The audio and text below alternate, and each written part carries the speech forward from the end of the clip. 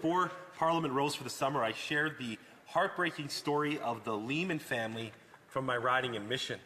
They lost $300,000 to extortion.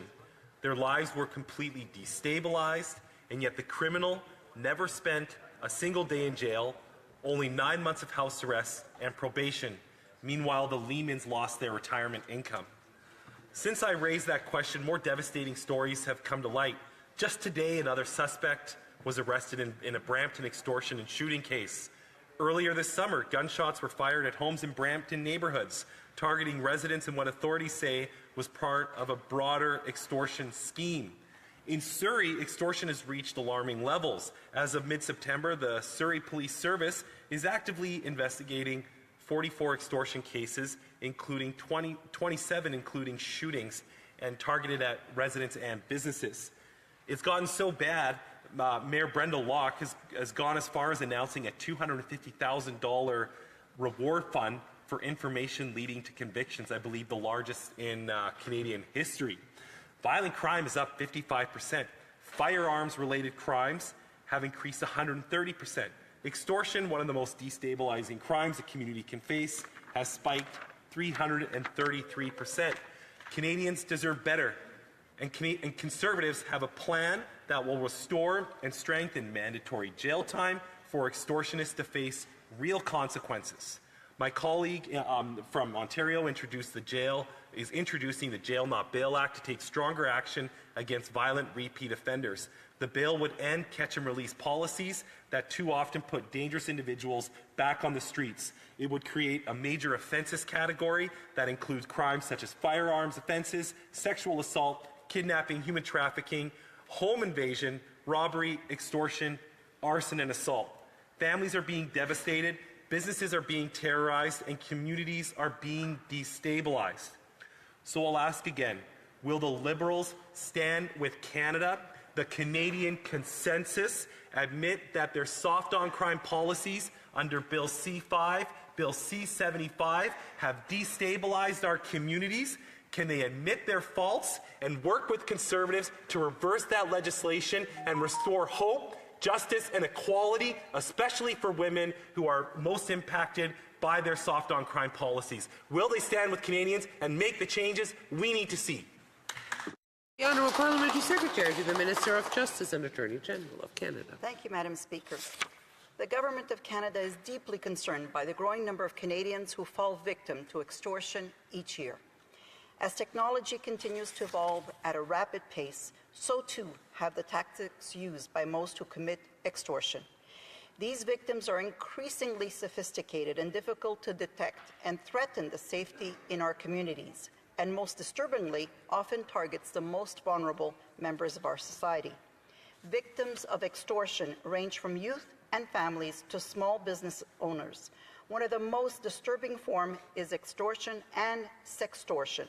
In these cases, someone threatens to distribute sexually explicit images or video, often involving minors, unless the victim complies with demands of money, additional content, or other actions.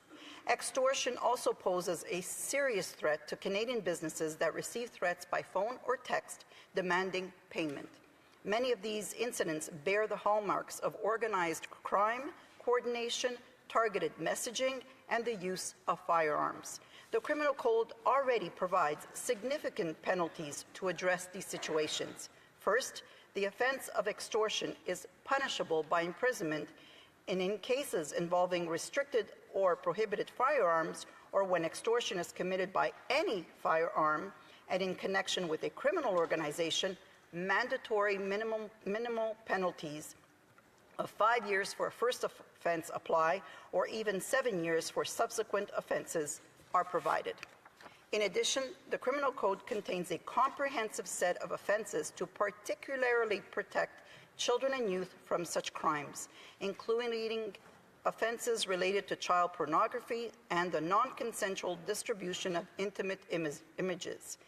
Canada's laws also clearly target organized crime, including through specific offenses in the Criminal Code under sections 467.11 to 467.13 that address participation in and crimes committed for the benefit of such organizations. For instance, someone who scouts businesses as potential targets for extortion or a person making threatening calls on behalf of such a group may be charged with participating in the activities of or committing an offense for the benefit of a criminal organization. These charges are in addition to the underlying offense of extortion. When both extortion and organized crime charges are laid, the law requires that sentences be served consecutively and not concurrently, further strengthening the penalties imposed.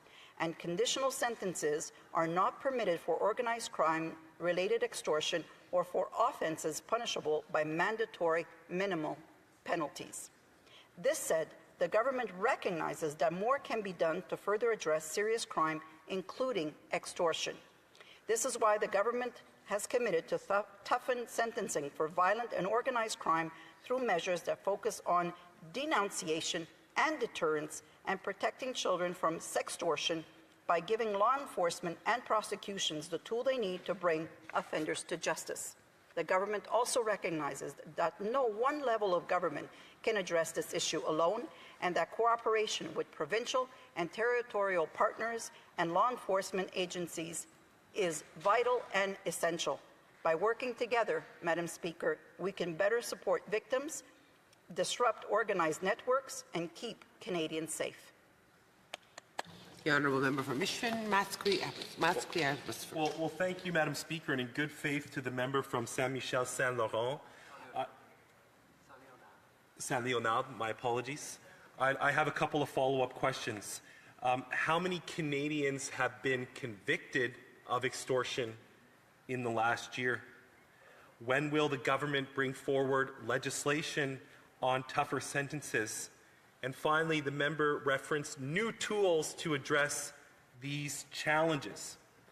When will we see those new tools? I'm pleased to see the member outline the gravity of the problem, but what Canadians want to see and what that member has the ability to do is signal when we're going to see that change, because she did outline the problem just like I did. She has an opportunity to make those changes. When are we going to see them? Parliamentary Secretary. Thank my colleague for his question. Extortion is a serious and deeply harmful crime for which the Criminal Code already provides some of the strongest penalties in the world. That being said, we recognize that the growing impact of extortion, including new and more sophisticated forms, and this is why this government is committed to doing more.